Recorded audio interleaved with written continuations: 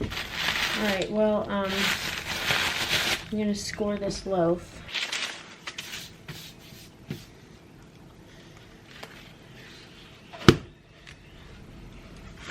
Maybe I could do a heart, would be pretty. Or maybe I should do, oh well, I'm committing now.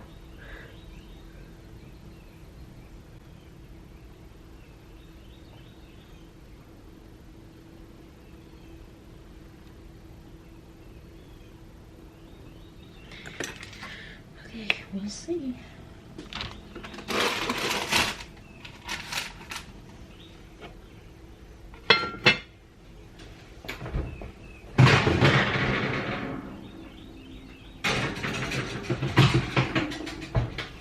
For the sourdough that I put in the oven, I actually started making the process the day before. So this is the next morning.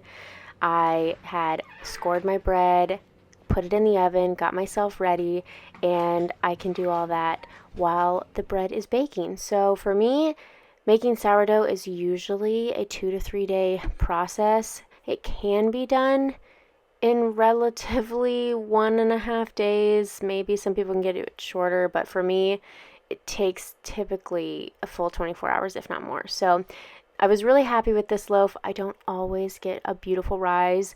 I'm still quite the beginner when it comes to sourdough bread, but I find the more consistent I am with baking it, the more of a routine and kind of like a natural process it is. Otherwise, I'm referencing my notes a lot. I end up kind of second guessing myself, but with this one, I'm really happy, and I've been getting back into it, so it's been good. When I make my sourdough bread, I actually use something called einkorn flour. So it's not your typical all-purpose flour.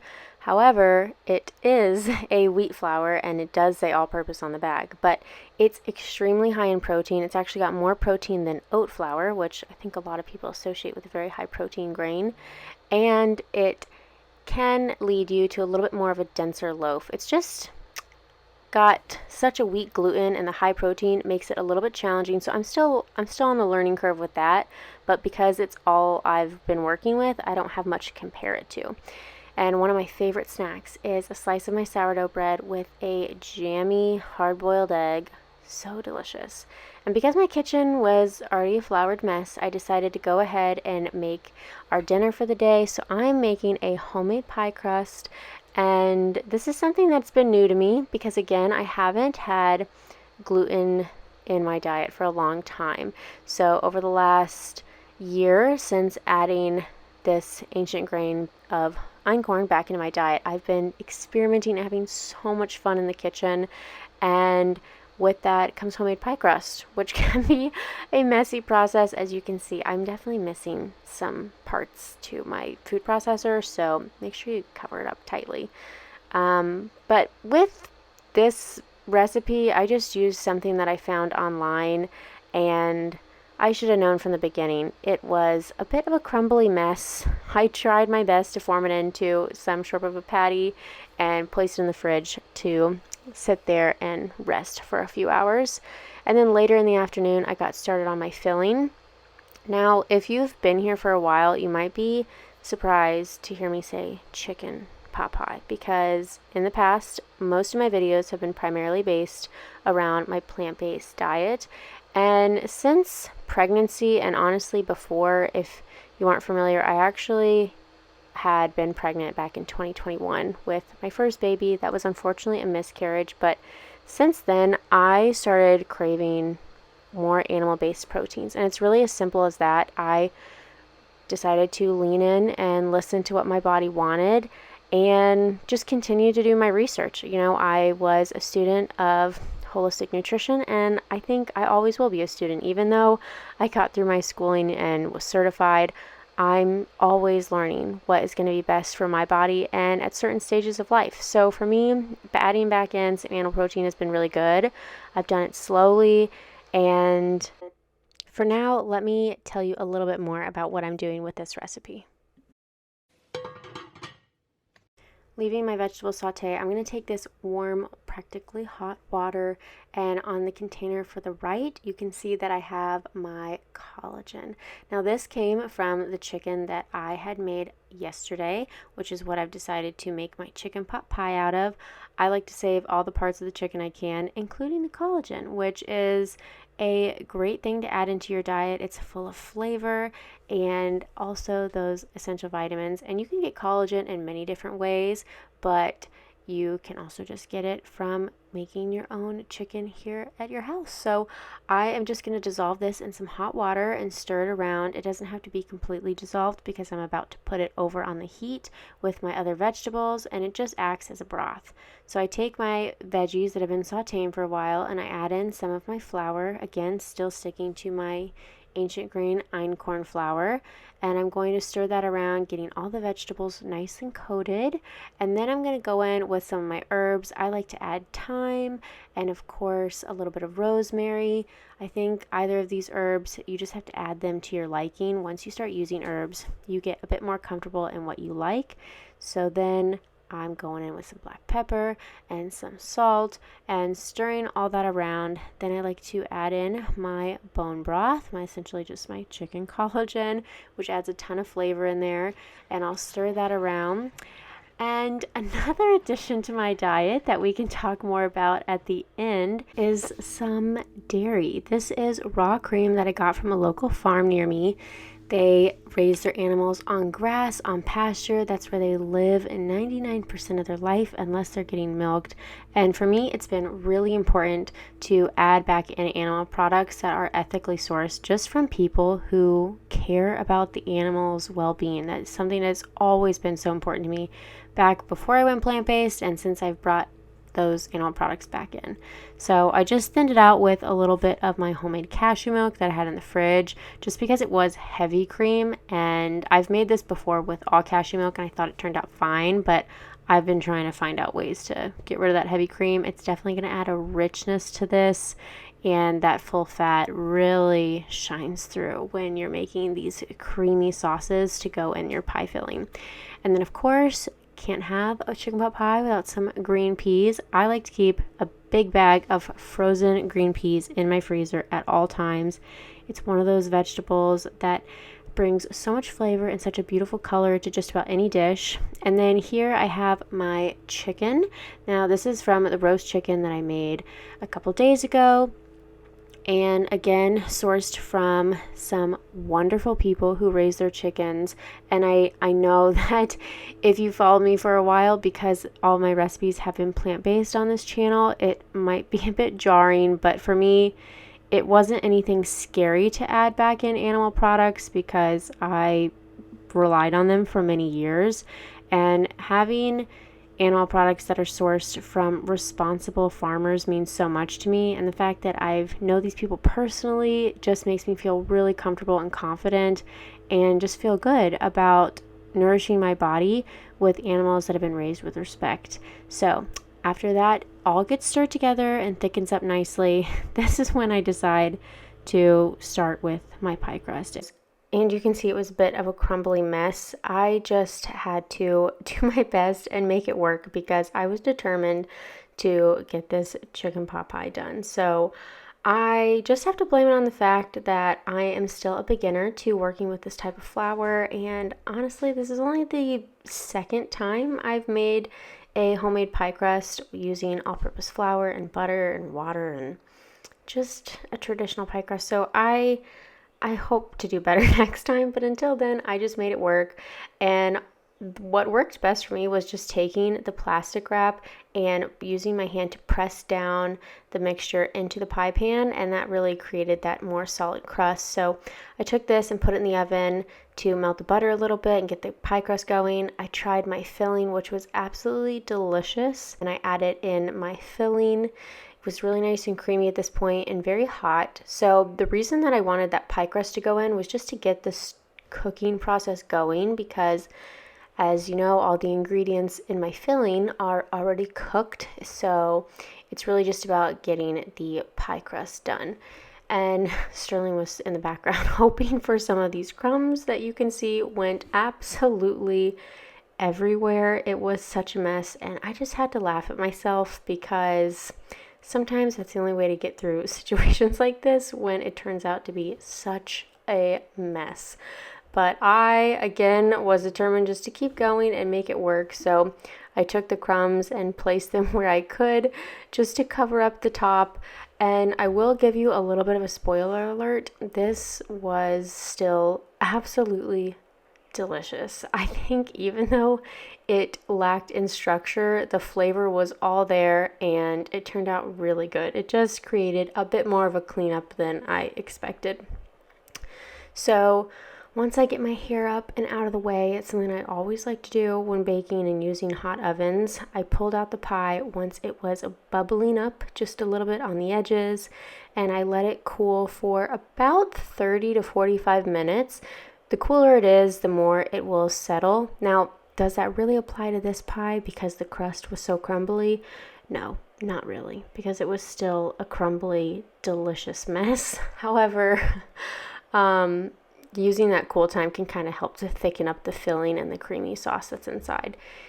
Anyways, I just recommend making something from scratch if you haven't before, because this did take quite a bit of time, especially because I'm new to it, but it was so worth it. And I know I don't have it pictured here, but I did pair this dish with a big mixed green side salad, and it was so filling and so comforting. Absolutely amazing. I'm out here with Spell, and I'm just hoping my cats do not knock over the camera because they love to rub their face all over the camera, and I'm not sure why.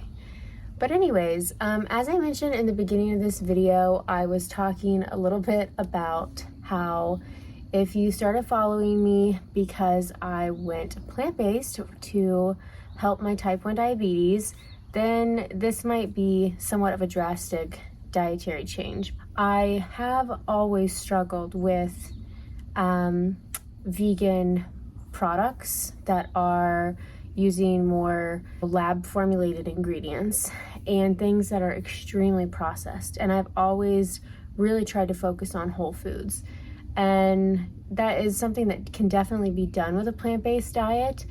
But for me, I just really started getting a craving for some of the foods that I had essentially eliminated from my diet. But I was never necessarily vegan. And this is really because I never used vegan butters. If I did use a butter in a recipe, I was just going to use some high quality grass-fed butter. And that's really the whole title thing of whether I'm vegan or not vegan. So I think sometimes it was easy to say, oh yeah, I'm vegan if I were to go to a restaurant or something. But in actuality, I never really was full-on vegan. So I don't want to ramble on too much about this topic, but to get into the details of when I started making these changes in my diet and why, kind of switching back to ways that I used to eat, I pretty much, before I went plant-based, was eating a pretty low carb based diet recommended by my endocrinologist to help my blood sugars. And I think that was really kind of stunting me from finishing up some healing. So then when I switched to a plant-based diet, I started eating a lot more carbohydrates, and that improved my health significantly, especially as a woman in her fertility years of trying to regulate her menstrual cycle and just a list of other things. I really believe that fruit is so essential, and healthy whole grains, if your gut is of course a place that you can tolerate them. And then potatoes, things like that I just kind of considered to be a bad food. So then when I brought those things back in, I did experience so many health improvements. And of course, it was trading out one food elimination for another. And I'm not saying, again, that vegan is unhealthy, because if that works for your body, then that is amazing. But I really just wanted, don't knock it over. I really just wanted to share this because there should never be any shame about changing your mind or changing your diet for a certain period of your life that is maybe going to serve you better. And there is nothing wrong with changing your mind. I think a lot of times when someone starts associating themselves and finding their identity with a diet, it can kind of be hard to say, you know, oh, I've been vegan for all this time and then now I'm gonna have yogurt again. And you might get some feedback from people that make you feel ashamed because you were very set on a certain way of eating and now you've changed your mind. I just wanted to share the change in myself because I don't want anyone else, you know, to have those thoughts. And I definitely did for a while. I thought, are people gonna just be upset or make, you know, maybe make fun of me for changing my mind? And whether they do or not, that's really beside the point, because what really comes first is your health and how you feel. For me, listening to my intuition to kind of make these changes, even though I wasn't afraid for my own health, I was more just, I guess, concerned with what other people were going to think, which is really not a way to go about your health. So with pregnancy, I started craving more protein and I decided to act upon that. And it started out with really bringing in more eggs.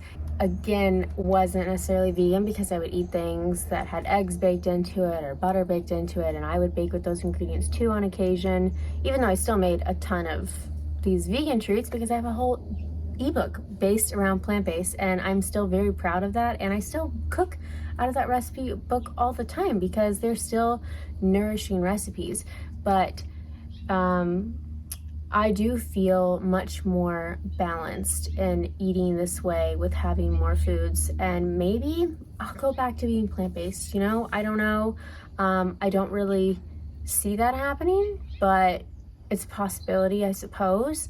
And until then, I just wanted to share because I have gotten some questions and I will continue to talk more about this. And that's really what led me to come up with my brand of Nourish to Beauty, because my sole focus is on nourishment, and bio-individuality is such a thing. You should look into it if you haven't heard of that term before, but it's just meaning that we are all made as individual and special by God, and that means that some foods might serve someone better than the next person, and that's okay, and that's a part of a journey and finding out what works for you. But I don't want to talk too much about this because I just wanted to end the video with sharing a little bit about why I made this change, just following my intuition and feeling my most nourished self, and including all of these amazing whole foods. I will definitely be talking more about this in the future as I continue to make recipe videos, and I could really talk about it for a long time. But if you do have any questions, then do leave them down in the comments. Maybe I'll do a whole video on diet changes. There goes spell. Diet changes that I've made and more specifics if you are curious about this topic. Otherwise, we'll just continue with more nourishing recipe videos. And I really just thank you for being here and hanging out with me in the kitchen today. I'm just sitting out here now with the cats. I am covered in cat hair because it is spring and the cats are shedding like crazy. We try to brush them and it just seems like it never stops. Got me in the bump today. Just about 25 weeks. We're getting there. Oh my goodness. Look at this cat. Look at her. She is covered in all of this pollen. All right, I will see you in next time's videos. Thanks again for hanging out with me. If you want to follow along more about my pregnancy journey and other things, be sure you can subscribe, of course.